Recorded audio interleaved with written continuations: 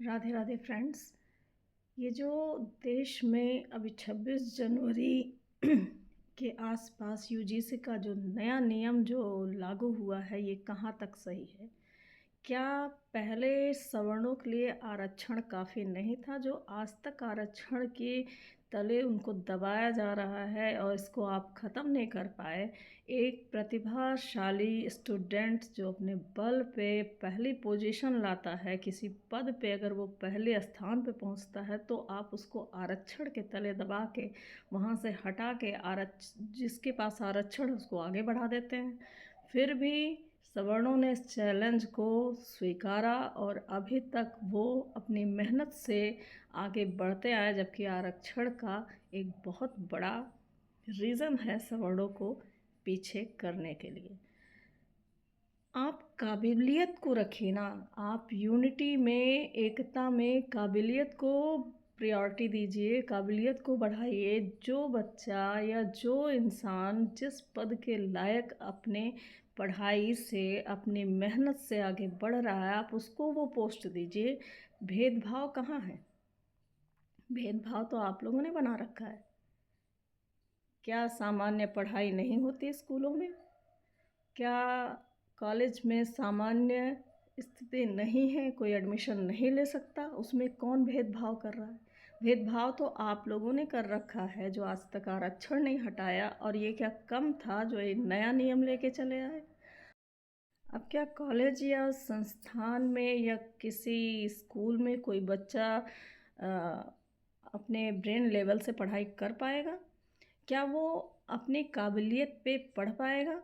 क्योंकि इसका क्या दुरुपयोग नहीं होगा? ये जो यूजीसी में आपने नियम लगाया है, इसका क्या दुरुपयोग नहीं होगा? एक पक्ष के लिए आपने एक ये पावर दे दी कि वो इसका अच्छे से खुलेआम दुरुपयोग करे और सवर्णों को प्रताड़ित करे, सिर्फ इसलिए क्योंकि वो नीची जाति का है। भेदभाव तो आपने बना रखा है। भेदभाव आपने क्यों किया है? किसी की काबिलियत पे रखिए, अगर वो गलत करता है तो गलत, सही करता है तो सही पे रखिए ना। ये इसमें सवर्ण और नीची जात कहाँ से आ गए? भेदभाव तो आप स्वयं बना रहे हैं। क्यों कर रहे हैं ऐसा? ये सिर्फ स्टूडेंट के लिए नहीं है, ये टीचर्स के लिए भी है कि क्या वो खुल के अपने बच्चों को अपने क्लास में पढ़ा सकते हैं?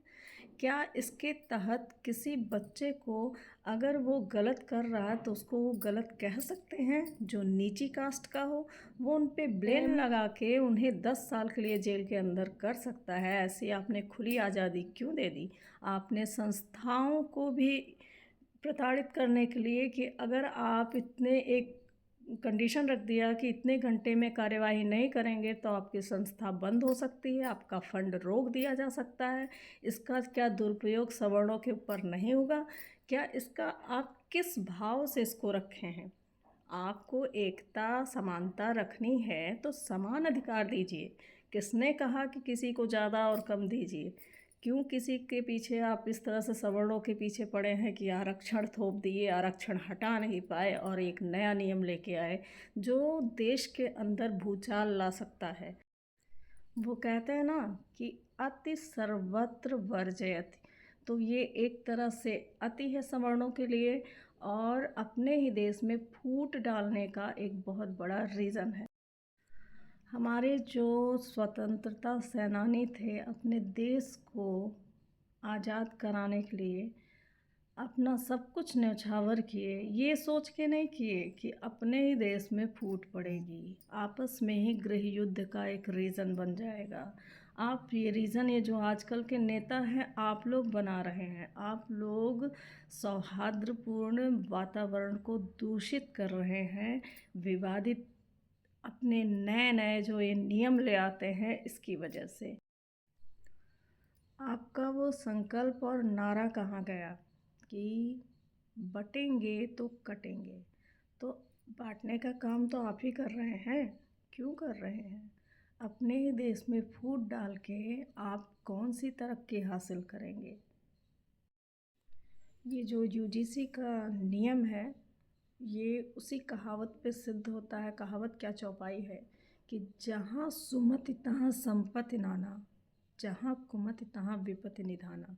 तो ये आपका जो ये आया है ना नियम, ये कुमति का कारण है और कुमति के बाद विपत्ति होती है। तो अभी भी वक्त है, इस कानून को आप बंद करिए और सामान्य कानून लाइए जो सबके लिए सामान्य रूप से एक तरह का हो, चाहे वो सवर्ण हो, चाहे वो नीची जाति हो या हमारे देश के रहने वाले कोई भी हो। राधे राधे, धन्यवाद।